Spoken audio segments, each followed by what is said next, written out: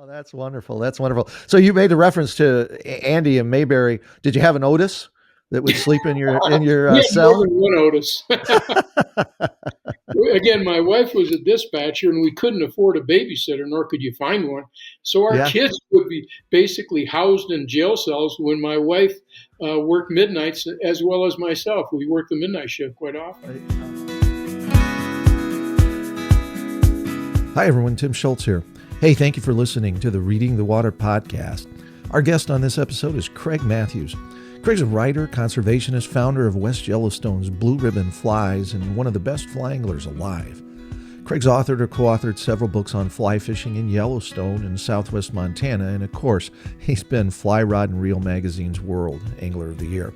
Craig and I will discuss his migration from Michigan to Montana, his early career as West Yellowstone sheriff, how he started a highly successful fly shop from scratch, his founding of 1% for the Planet, and we'll discuss Craig's number one rule: listen to what the river tells you. Folks, he's one of the most skilled and thoughtful anglers ever to cast a fly rod, and I can't wait to chat with him. So let's get Craig on the show.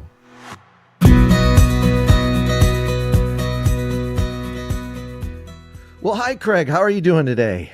Doing great. Sun shining. It's going to break freezing. It's going to break 32 degrees here. Oh, and I bet that means you're going fishing, aren't you? As soon as we're finished with this, I'm heading down to the river to find midges and fish rising. Oh, that's wonderful. Fantastic. Fantastic. Well, we got a lot to cover, and we got to get you out on the river. So let's get started. Where'd you grow up? Grew up in Grand Rapids, Michigan. Uh-huh. And went to Michigan State University and worked on a couple master's degrees, and came here in 1979. 1979. What did you fish in Michigan? Boy, did I ever. Yep. I was a cop in Michigan, and every spare moment of off time or comp time, if we worked overtime, I'd save my comp time and we'd come to Yellowstone country. And is that right? Yeah, and spend as much as a month here in the fall. Did you fly fish initially? When you first started fishing? I started fly fishing. I was, I think, 8 years old. And we had a summer home up on Silver Lake, and I could watch these two old timers that had cabins near ours, and they'd be out there every night on the lake catching bluegills on poppers. Finally, I went out there with an old bamboo fly rod my grandfather gave me, and my parents just said, "Go on out there. Those old guys will help you," and they did. Yeah. And then we caught them one day sneaking through the woods, sneaking out of the woods with a stringer of trout. And I snuck in there to where they were coming out from. There was a little stream, and there was a pond, backwater, and I started fishing that for trout about the same time. Wow. What were your favorite rivers in Michigan? Oh God, I learned to fish really on the Rogue River, just out of Grand Rapids. But I fished the Ausable. I really enjoyed fishing the Great Sable and the Pentwater. North and south branch of the Pentwater, Hufftile Creek up there on the west side. Spent a lot of time on those rivers. So what? How'd you decide to move to Montana? Well, again, we used to come out here. I first came here with an old friend of mine, Larry Deck, who passed away a couple of years ago. He was a photographer out of Grand Haven, and he brought me out here for the first time in around 1970. And I immediately fell in love with the place, with Yellowstone. And my wife, who was a police dispatcher, we would scheme and come out here as much as we could, again, by using our comp time and our vacation time. And finally, one evening, I'm tying flies. I used to tie flies for Bud Lily's trout shop. Oh, yeah. While I was a cop in Michigan. And Jackie said, "You know what? We're going to move to Montana." And I said, "What are we going to do?" She said, "We'll work for the police department." 10 minutes later, and I thought she was kidding me. I didn't think she was really talking to anybody on the phone. But it's about 10 o'clock Michigan time, and she's talking to someone, and she covers the phone. She goes, "They hired me as a dispatcher." And the next thing, she said, "Here, it's the police chief. He needs a cop." And I honestly thought she was joking. And the next thing you know, I'm talking to the police chief, and he said, "I need a cop. You'll have to fly out for an interview. You have to interview before the police commission." 2 days later, we're flying out on a puddle jumper. We stopped in every town from Milwaukee to Fargo anyway. and we get picked up in Bozeman by the police chief. It was late February, and it's a beautiful day there. It's 55 degrees, sunny, and I'm going, we're moving here. And he keeps talking about all the snow up in West Yellowstone. And when we got to West Yellowstone, we found out how much snow there was, as you, of course. Yeah. I'll never forget, he called the Gusher restaurant. He said, open the doors at 6 o'clock, because he said, we're going to slide through the door. And I thought, what's he talking about? We get there, and we literally had to slide down a 10-foot snowbank, and they opened the door, and we slid right in and got a pizza. Oh, that's great. Then they hired me as a cop. And all the while, he's telling me, well, you're the next police chief. You got education. You have 9 years police experience. And I'm going, wait a minute. I'm going to be here for 1 year. My old outfit gave me a year. And then they said, you can come back. And anyway, long story short, he left about 2 weeks later to work in the oil fields up in Alaska. They hired me as the police chief. And again, I was intending to be there for a year, and I was there for almost 4 years. And we built the best police department in Montana. How many officers did you have? We had 4 full-time, 17 certified reserve. And everybody thought, and I thought too when we moved here, I thought this is going to be like Andy of Mayberry. Yeah. With Aunt B, and we're going to have a great time, and I'm going to fish. Holy moly, little did I know that the West Coast mob had bought all the gambling. Montana just legalized gambling. So they came and they envisioned that families were going to come to Montana, to Yellowstone, to gamble. The old man was going to sit in the gambling parlors, and the wife and kids were going to go in the park. Yeah. And anyway, so here's the West Coast crime family, and bikers, motorcycle gangs would come through West Yellowstone, the Hells Angels, the Gypsy Jokers, they all came through West Yellowstone, and it was a 3-ring circus. Town was totally wide open, but we had a ball. And my old motto, you police a town the way it wants to be policed. And we did. With the temperature of town.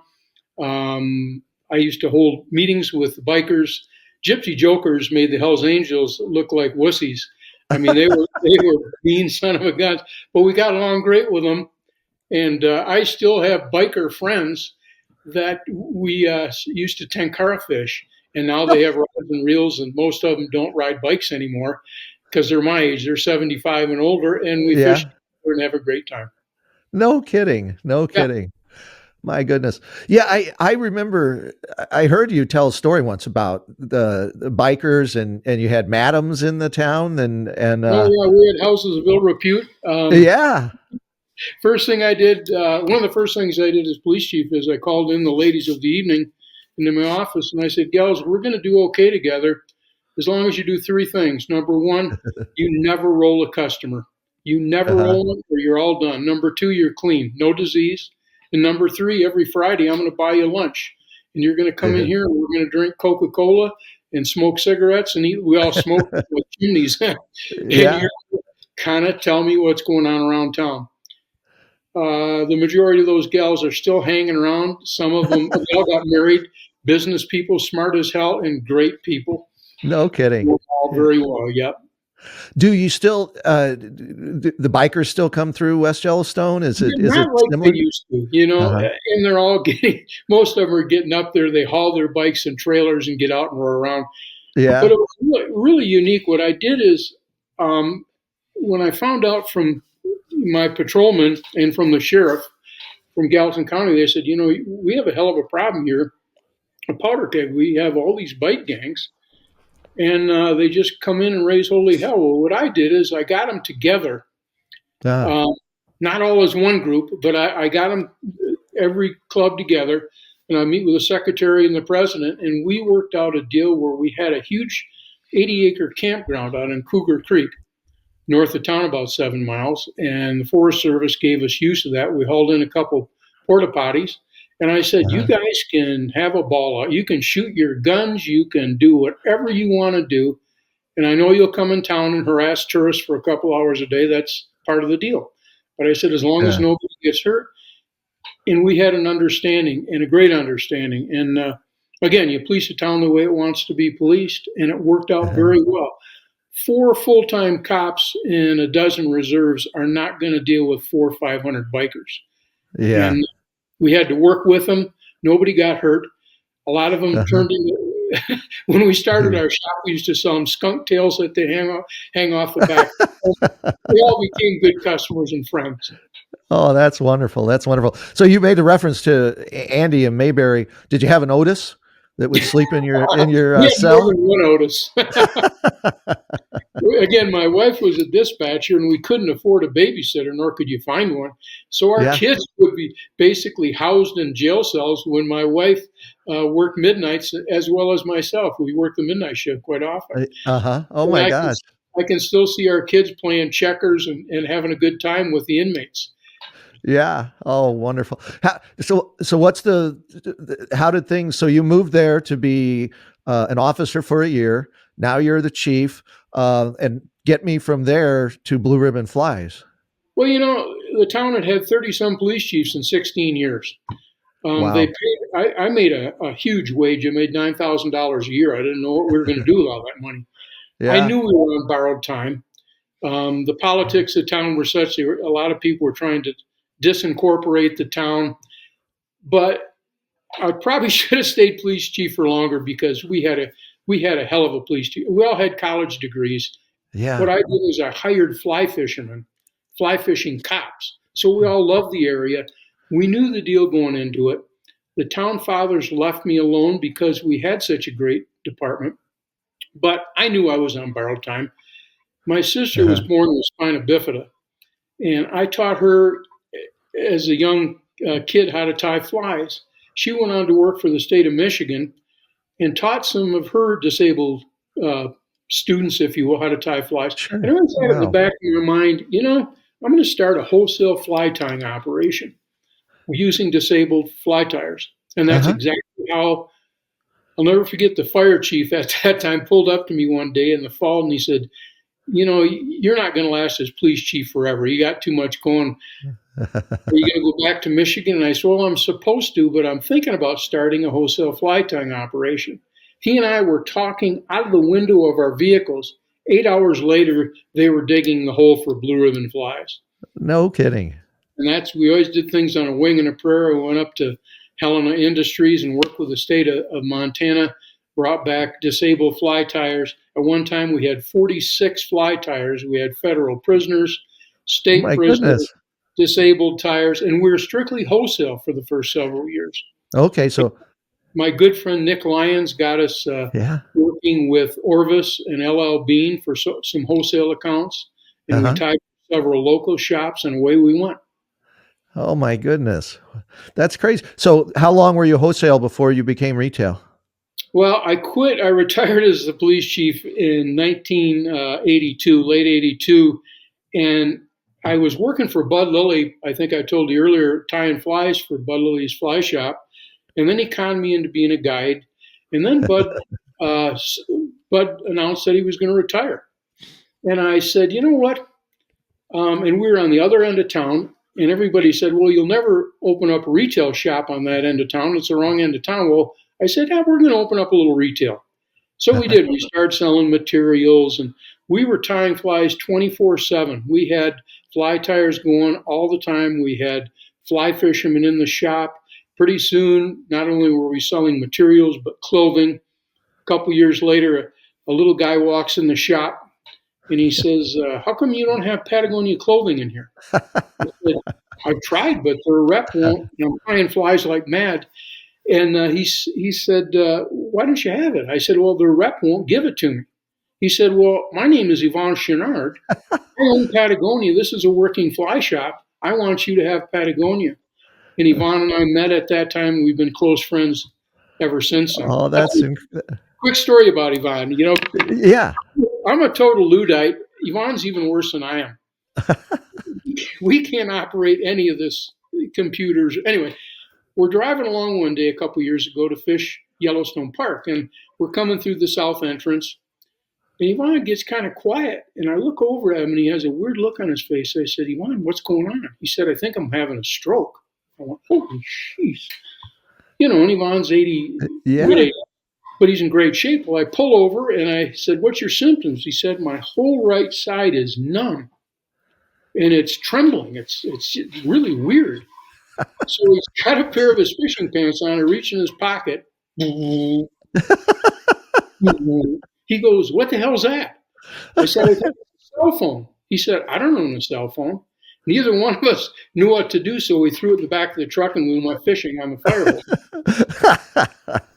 Since then, we both joined the real world, and we both actually had cell phones, and we know how to use Yeah. Wow. Actually, there is something about that. One of my favorite pieces of literature is John Voelker's Testament of a Fisherman, and one of the lines is, "Mercifully, there are no phones on trout streams," and I feel terrible. There you go. Look at that. it. Look at it signed. Oh my goodness, what a treasure. John was an old friend, and I'll tell you a quick story about him when you're done, but please go Oh ahead. no, I always feel bad about it. My wife really wants me to carry the phone anytime I'm on the river, so that a lot of times she can tell where I am, and that's helpful. And she wants to make sure I could call if I break a leg or something. Sure, sure. Yeah. Well, John became an old friend. I won't go through the whole story, but I once won. He's always looking for a mermaid. Remember that? Oh yeah. Well, I took a photo of my wife in various stages of dress fishing the Gibbon one time through the trees. She was using a hot tub or a hot spring to bathe in while we were out here on vacation. I can't remember. I think it was John Randolph sent him that photo. John put it in his museum and said, "Here's my mermaid." When I won the most dishonorable mention of the Fly Fishing Magazine Award, I wrote John Voelker, Robert Traver, and I said, "Hey, I'm the guy that took that photo," and we became kind of pen pals. Oh. And I called him one time. I said, "Come on out here." I said, "I've got Labrador-sized brook trout, wild brook trout in some of my little spring ponds out here." And I'll never forget, he answered, he said, "With gas rapidly approaching the price of bourbon," and he said, plus I'm afraid to fly. I can't do that. But we send Christmas cards back and forth and fishing reports. One of my prized possessions is the Testament of a Fisherman. Oh, that's wonderful. That is great. Hey, on the flies. So when you started, you tied the flies and your direct employees. I don't get the feeling that's how fly shops work anymore. It's all commercial. Am I wrong there? Yeah, a friend of mine, Jack Gartside, and a lot of listeners will remember Jack. Jack was from Boston, retired cab driver. And we hired Jack, tied flies and lived in the basement of Blue Ribbon Flies. And I can tell you Gartside stories till the cows come home. But Gartside and I started a thing called American USA Fly Tyers Guild. And the logo was a salmon fly tied like an American flag with all the colors.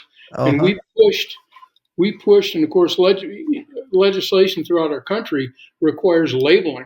And we pushed for labeling of flies for country of origin.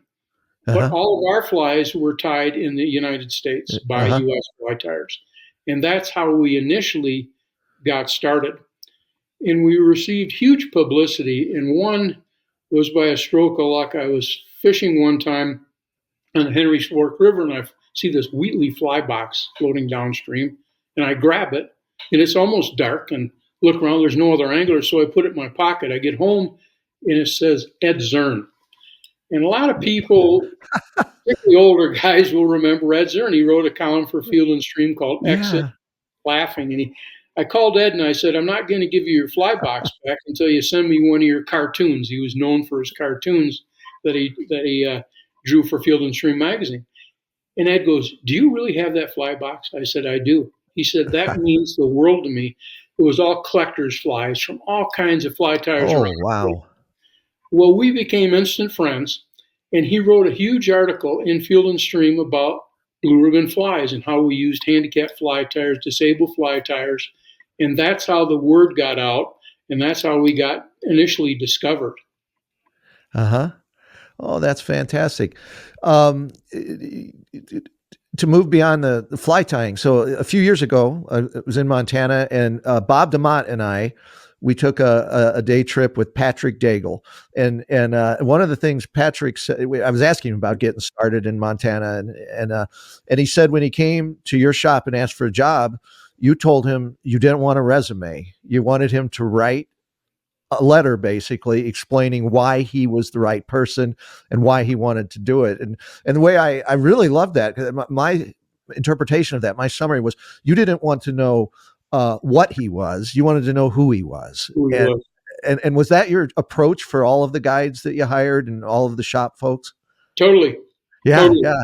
And I was so proud. I don't know if you know John Shaner. John's really a class act from the East Coast. He's got Instagram, and he recently posted a short video. It's big with the Catskill fly tires and Catskill fly fishing school. And John said he was posted the question, what's the best fly shop in the world? And he sat down and he said, I'm going to tell you what it is. Probably a lot of you have never heard of Blue Ribbon Flies. But he said it's because of the people that work there. And I was so flattered with that and so touched with that. Yeah. And I was always so proud. We had people that were lifers. They came to work for us, and they worked with us for the rest of their lives. And we had the best staff imaginable. That's fantastic. Yeah, but when Bob and I went, we went up the day before to pay and of course buy some flies, and Bucky was in. Yeah. McCormick, right? Bucky McCormick. Yeah. Yeah. And it was just, well, I mean, I don't need to tell you, there's nothing like spending half a day just talking and looking at flies and equipment in a fly shop. Yeah. And I've always said, I'm the luckiest guy in the world. And my wife will echo that. Our lives have been just blessed with the people, that we know and the people that have worked for us. I get kind of misty. Oh, yeah. You mentioned Nick Lyons, and I was talking with Nick, and I asked him, I put him on a spot a little bit about who are some of the best anglers you've ever fished with, and he didn't hesitate to list your name. He said, and Bob DeMott say the same thing, so let's talk about fly fishing a little bit. Sure. Kind of a broad question. What if you had to simplify it?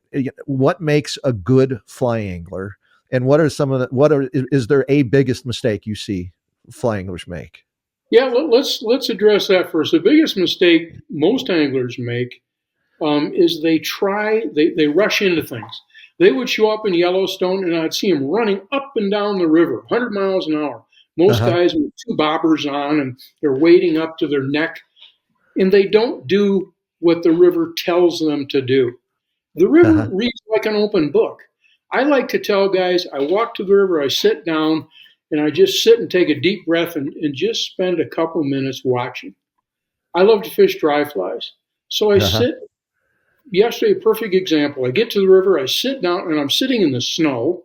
It's 30 degrees.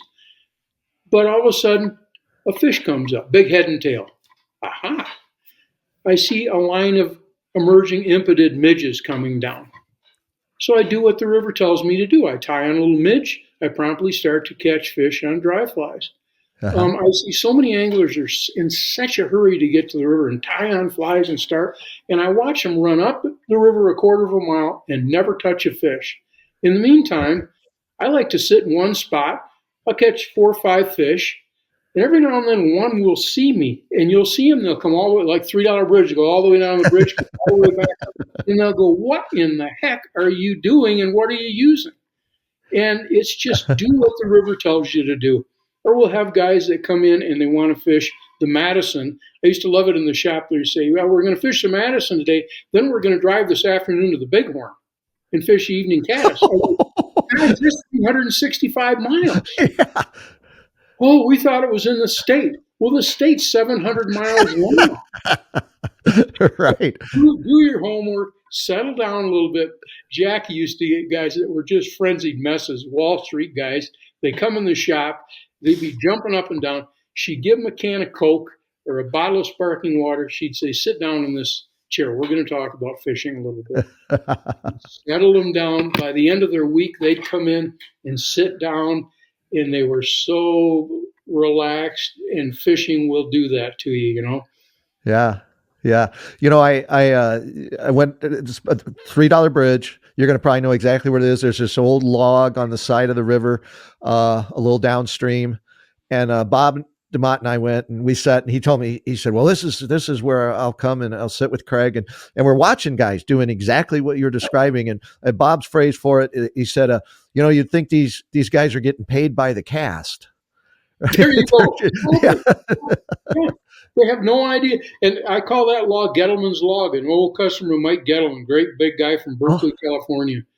And Mike used to do the same thing, run up down the river. He was a real athletic guy, played football.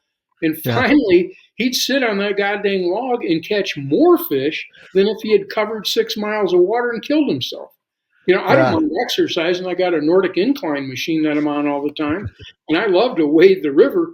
But if you want to catch fish, do what the river tells you to do. Have some patience. Do a little bit of homework. There's so much information out there available to anglers, to read or watch on how to fish these rivers. Right. I'm gonna put you on a spot a little bit the way I did, and I'll let you. Kind of like the Academy Award, you can have categories. Who's the best angler you know, and maybe you want to break it into different categories. Yeah. Again, I primarily fish dry flies, but the best soft tackle guy is Yvon Chouinard. He is so fishy. It's unbelievable. I'll watch him hook 30 fish in no time. Bang, bang, bang, bang, bang. Yeah. Because he knows exactly where the fish are. He knows how to read the water and how to fish those soft tackles. Nymphing wise, unfortunately just passed away, was a guy named Don Prentice. Don Prentice, I'll never forget one day, Don had an old trailer down below Campfire Lodge, below Hebgen Dam. And Don came in one day. He was about 82 years old at the time. And I said, hey, Don, how you doing? He said, a little slow yesterday. I might have caught maybe 45. I'm going 45. And my partner, John Jurasek, was there. And we're just Don walks out the door, and we're laughing like, 45, blah, blah, blah. We watched Don 2 days later. I believe Don probably caught more than 45. I've never seen anybody nymph fish like Don. He was a machine. Another quick Don Prentice story. Don walked in the shop one day and he said, you ever run into a guy named Yvon Chouinard? I said, God, I just fished with him the last couple of days. He said, I taught him everything he knows about mountain climbing. He walks out the door, the rocks. Oh, yeah. There's no kidding. Yvon comes in the door the next day. We're going to go fishing. Yvon just says, does a guy named Don Prentice ever come in here? I said, he was in here yesterday asking about you. He said, he taught me everything I know about mountain climbing. Oh, my gosh. Don was the real deal. Never judge a book by its cover. Yeah. Dry fly fishing, my old partner, John Jurasek, is probably one of the best dry fly fishermen. A good friend of mine, Forrest Mankins from Whitefish. Forrest is upstairs right now. Going through my materials. He and I will fish dries this afternoon. And Nick Lyons. And Nick Lyons will tell you that he can't fish his way out of a paper bag. I got video of Nick Lyons and an old VHS camera. Thank God I have it. Nick he's a great fisherman, great angler, patient, and just a joy. And his book, Spring Creek, is the best fly fishing book ever written. And if you've never read it, I've read mine six or seven times. The best. Yeah. My quick story about that. When I was in Montana in 2019, Bob took me to Odell, Bob DeMott, and I didn't know what I didn't put it all together. It slowly came to me what was happening, and but it turned out to be a massive cold front, and the storm came through. Bob caught a fish. Bob always catches fish. I had one fish rise to my fly, a big fish, but I didn't get it. And I went to what I think was the Paranoid pool from Spring Creek. Yep. And I was cocky about, I see some fish, I'll get those fish. And my first cast, they just scattered. They were gone. Yep. Every one of them. Eat your lunch every day. But there are days when it's magic and you've got the right fly and you get the right drift and you really can do well there. But more fortunately, often than not, you get it handed to you. Yeah, in 2022, I think I went back and we went to Odell and I got fish and I was happy Yeah, to. that, And that I knew what we were doing from the start then. And that helps. And Nick Lyons and my buddy Herb Wellington, who owned the creek, his family still does, um, owns the heart of Odell Creek, where what that Nick Lyons wrote about in Spring Creek.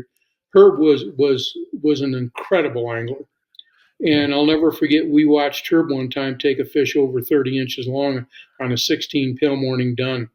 It was uh-huh. magic to watch. I wish I'd had my little camcorder at that time.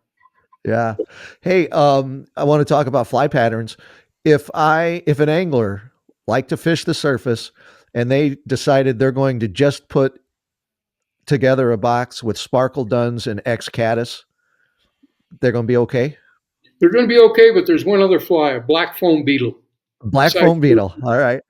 fish, fish take beetles 12 months out of the year, 365 days of the year. They're always available and they're always along the bank. Uh-huh. And I have caught fish on beetles at 13 below zero.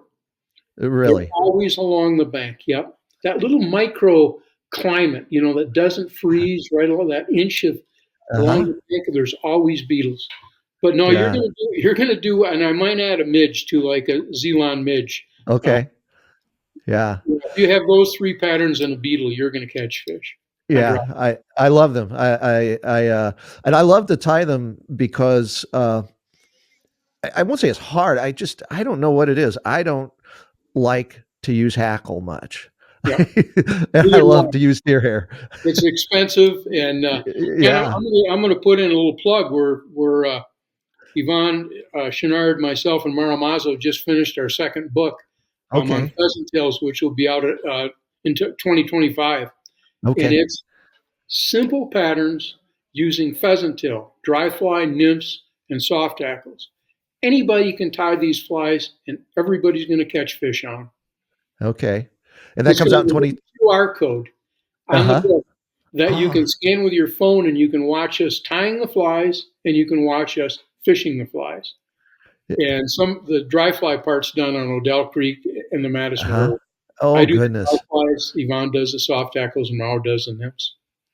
Wait a minute. Now you two are self-described Luddites, but you're going to have QR codes in your book that'll We show didn't know us. what a Q, I didn't know what a QR code was till last month.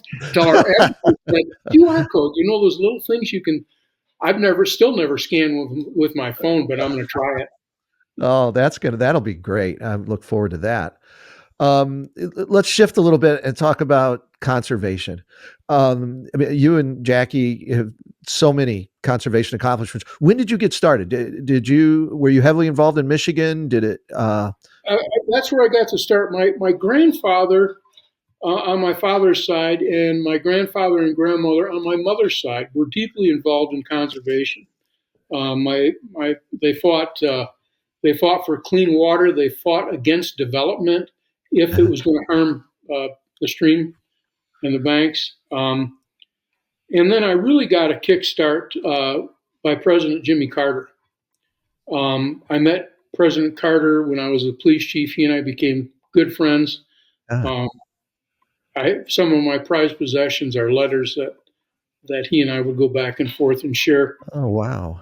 And most people don't realize how much President Carter was. And President Carter uh, restored and protected more acreage of land than any other president. And a lot of people Uh-huh. think it's Theodore Roosevelt, President Carter, and then President Obama has done the same thing. But another good friend of mine, and I was from Grand Rapids, Michigan, was President Ford. And a Uh-huh. lot of people don't realize what Gerald Ford did Wow. for conservation. I was really, really tickled with what his legacy in conservation. And Ah, one more politician, and I don't want to talk politics, you're but right. Right. was George Romney, the governor of Michigan. Uh-huh. When I was a young kid and I'd have a conservation concern, I would write George Romney a letter when he was governor, and I would get a phone call or a letter in return. I have letters that George Romney No sent me. kidding. Yeah, Yeah. they wanted to dam up my favorite trout stream, one that I alluded to when we first started talking, where the old Uh-huh. men were and they wanted to dam that up and make a lake and sell lots and blah, blah, blah. And I wrote Governor Romney, and we established a lasting relationship that way. And I was 12, 13 years old. Wow. He'd take the time to answer my letters, or he'd call. And I was really impressed with that. So here you have both sides of the spectrum. But back then, it was all about conservation. And right now, conservation doesn't have much of a party. And that's a big concern of mine. I'm sorry for going off a little bit on that. No, exactly what I'm looking for. Yeah. Yeah. We'll get back to the conservation, but now I got to ask. So Jimmy Carter, I seem to remember he was a fly angler. You bet he was. Yeah. How about Gerald Ford? Could outfish him. What's that? Rosalind could outfish him. Or she could, huh? And he'd admit to that too. Yeah. How about Gerald Ford? Was he a fly angler? I don't think he was. Okay. He was sympathetic to my talking about, but he never mentioned it to my knowledge. Okay. I can't. He could have been. I can't be sure, but I don't think he was. All right. One of the things I've always found fascinating was, you know how like the media would portray him as a klutz, and then you learn that he was an all-pro football player for the University of Michigan. You were there? Yeah. Or not all-pro. He was all-conference. Our close friend Nick Lyons, who portrays himself as a klutz. Nick was a heck of a basketball player. Right, yeah. Nick can dance on his feet. He can negotiate. I've been with Nick on Odell Creek. And some of my fondest memories are fishing with Nick. That's great. That's great. What, so you brought this conservation spirit to Montana when you moved there, and you've been involved with so many things. I was looking those up. Can you name any one or two of the recognitions or accomplishments you've had in conservation that you and Jackie are most proud of? I think Jackie would agree with us. We received the Protector of Yellowstone Award, which is seldom given. Superintendent Michael Finley, and Mike for many years has run the Turner Foundation after he retired from the Park Service.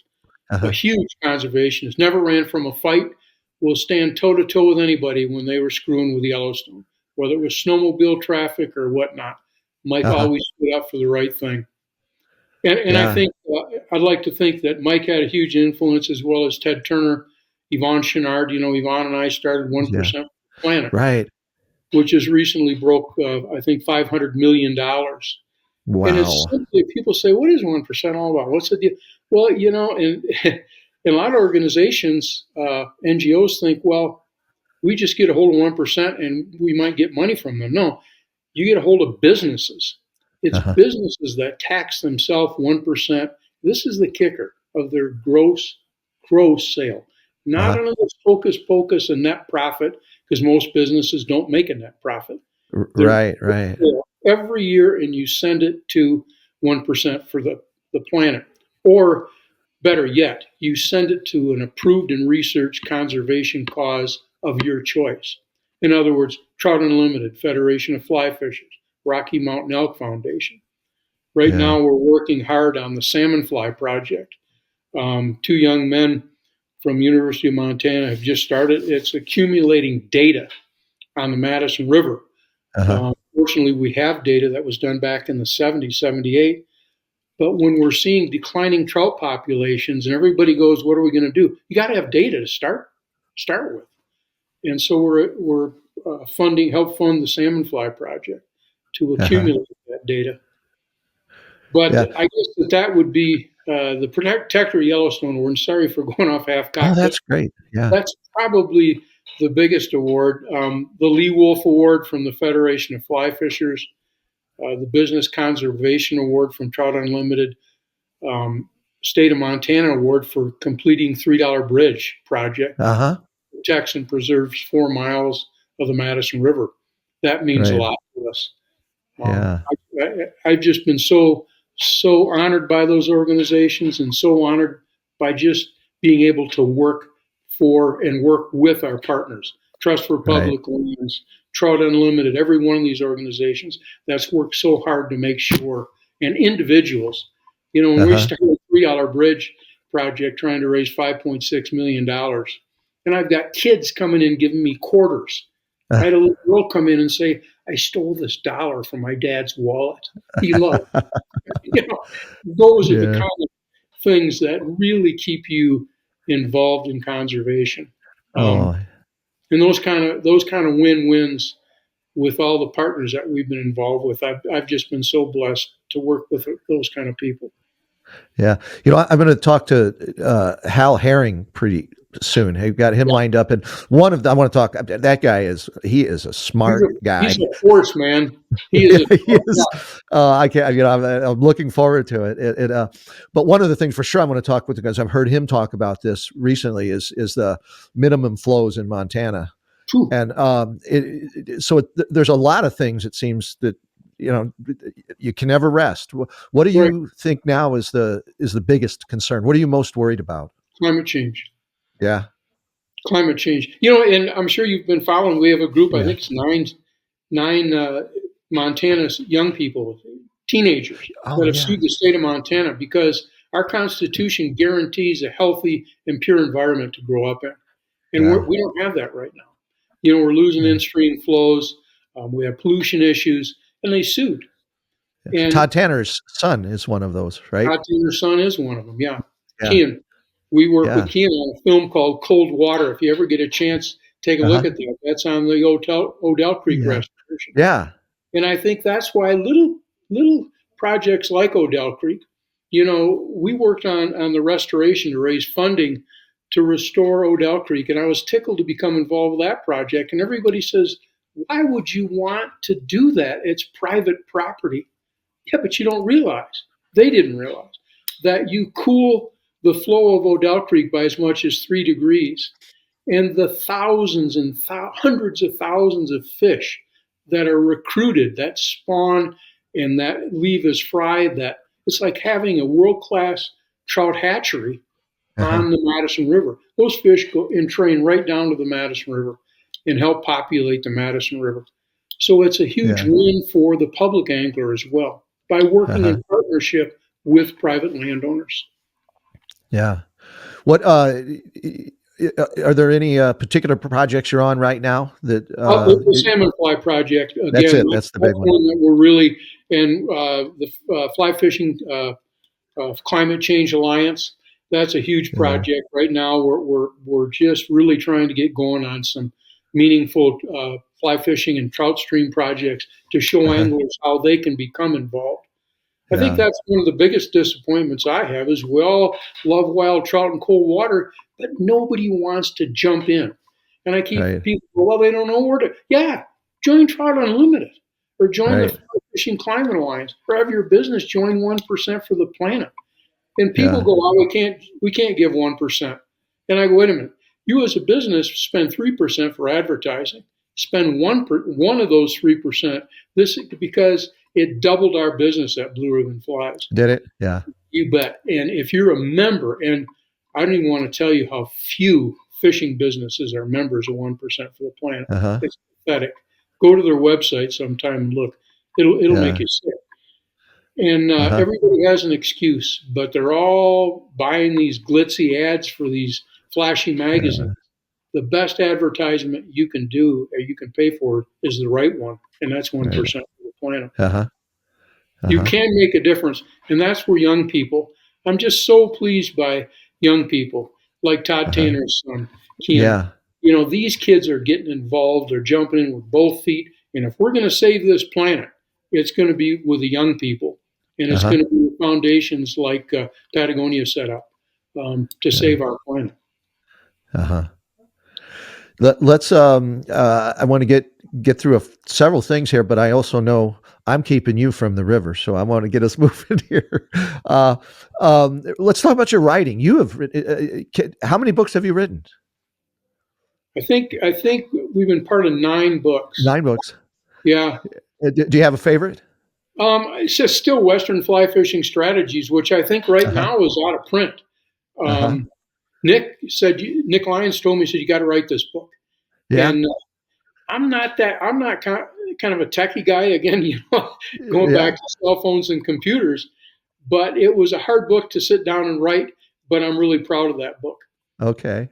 And then And this pheasant-tail book that's coming out is that it's going to be it's really fantastic. oh, it sounds wonderful. Yeah, yeah. I like the simplicity. Let's just use pheasant tail. And whose idea was that? You mentioned there's three authors. Probably Yvonne's. We're all using pheasant-tail. Mara, Yvonne, and I, and we talk about our different patterns, and we're Yeah, all sitting there one day, and finally it's like we got to make this known because there's so much. You look at fly pattern. I'm looking at Instagram sometime, and I look at these flies, and I go, either a two-bit hooker is going to wear one of these, or they look like a '56 Buick.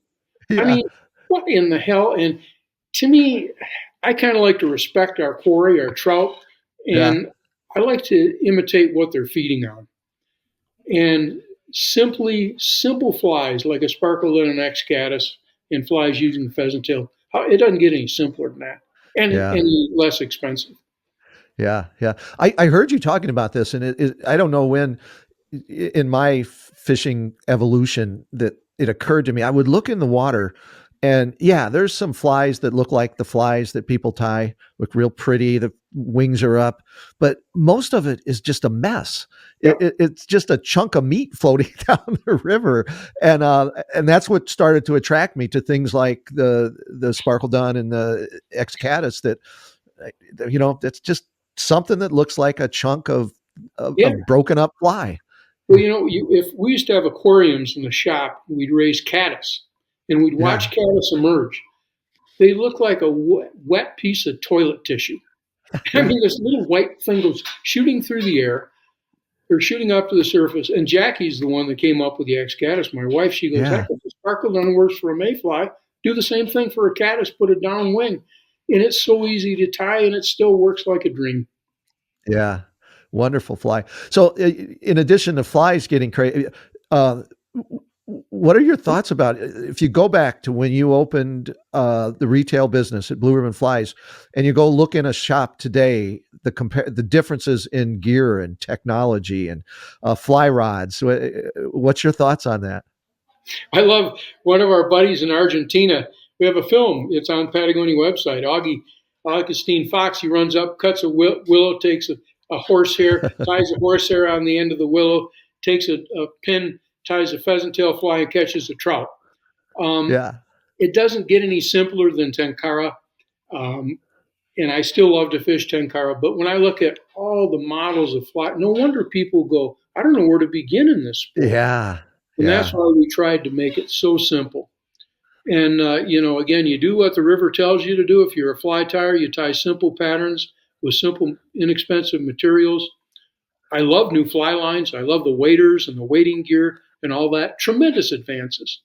But yeah. there again, too, I think we all have to take a little inventory and spend a little bit less time punishing these fish. You know, gone are the days when we can come in and say, God, I ripped 50 fish's lips. Hey, what's wrong Yeah, with catching one or two fish and then spending the rest of the time sitting on the bank watching or tying flies or reading a book?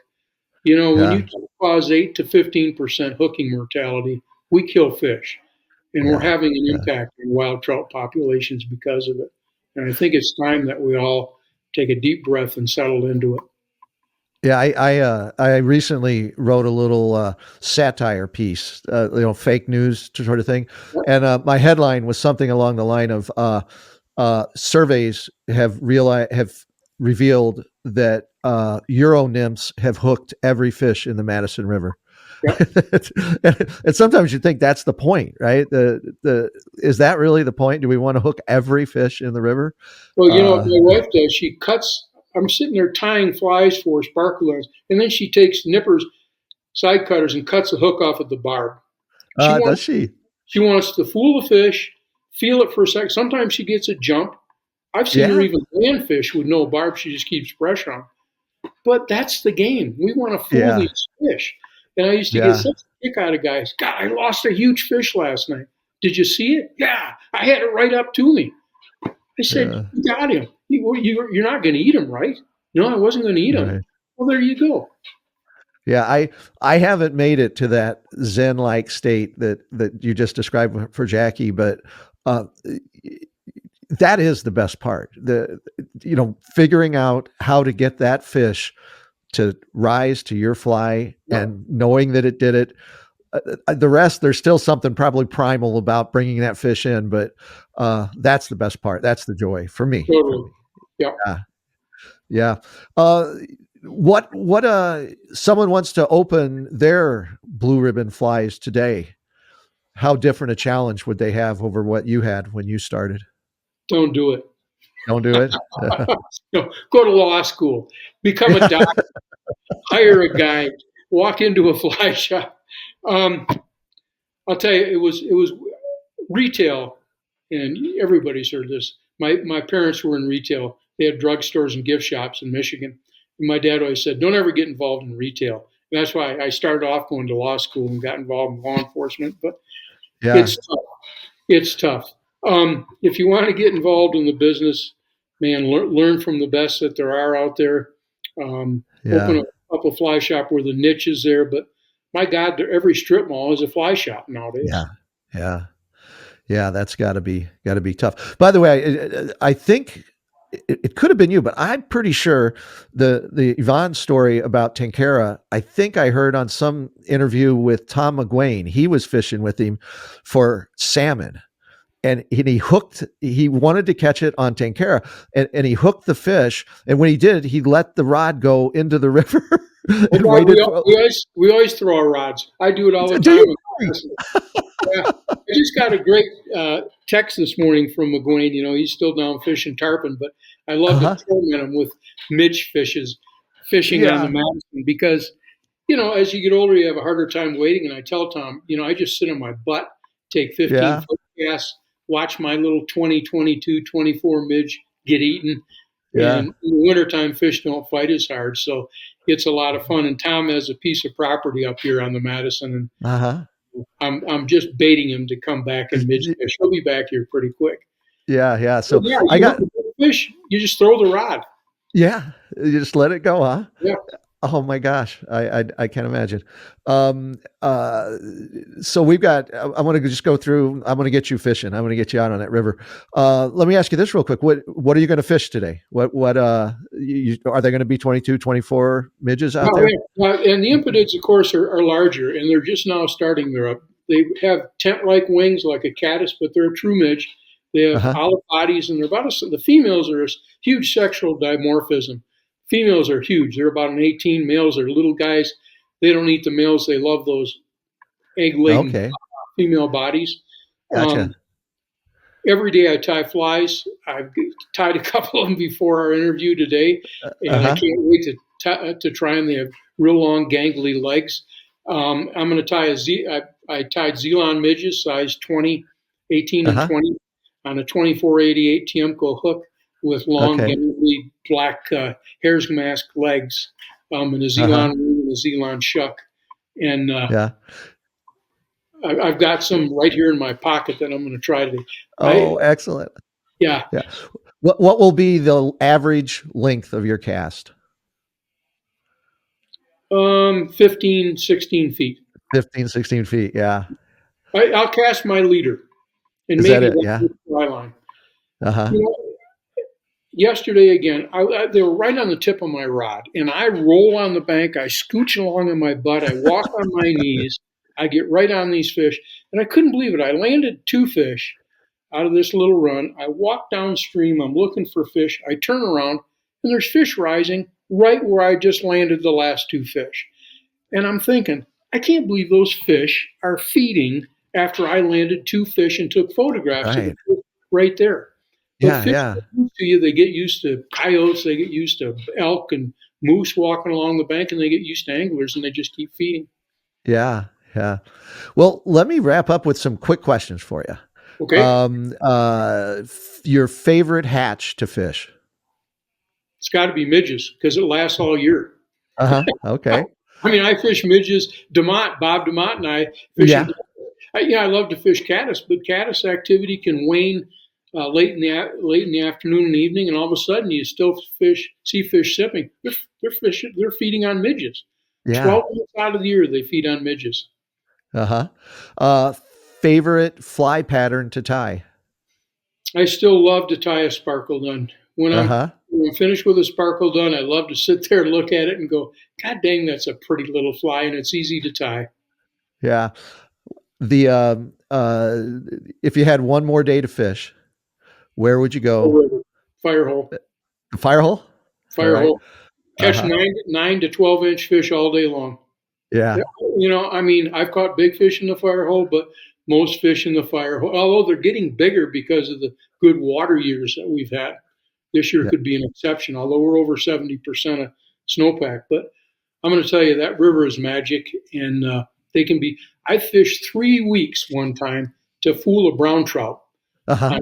on a beta sparkle gun size 24. I landed the fish.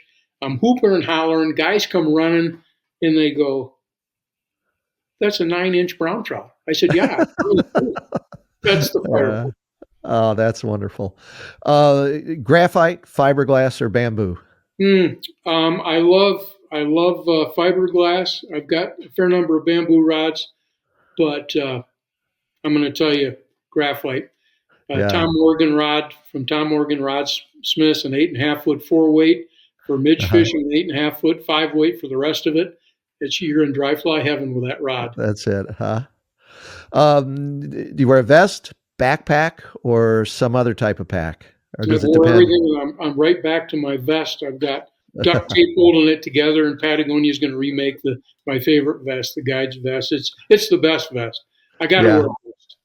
Yep. I think I'm going to know the answer to this. Do you rather fish from a boat or from foot? I was the only guy that didn't have a boat. I just love to Really? fish. Yeah, I don't like to fish out of boats. You got to deal with all that crap. You got oars you're paddling around with. You got anchors. I like Yeah. to walk and wade, sit on the bank, and just watch the river. It unfolds right in front of you, and you just do the right thing and you catch fish. Yeah. Yeah. Um, that wraps us up. It's been a pleasure talking with you. I've enjoyed it. I've kept you almost an hour, and I know you got to get on the river. How long? How is it? How long will the bug action be? They'll go from around noon, and we're about quarter to 12. We'll run up and grab a quick sand. They'll go from noon to 3. It Yeah. starts getting a little bit longer as the afternoons stay warmer and the impetids keep coming. And of course, the blueing olives are just around the corner, the little betas. So we'll get a couple hours in every day, and it's before the big crowd hits.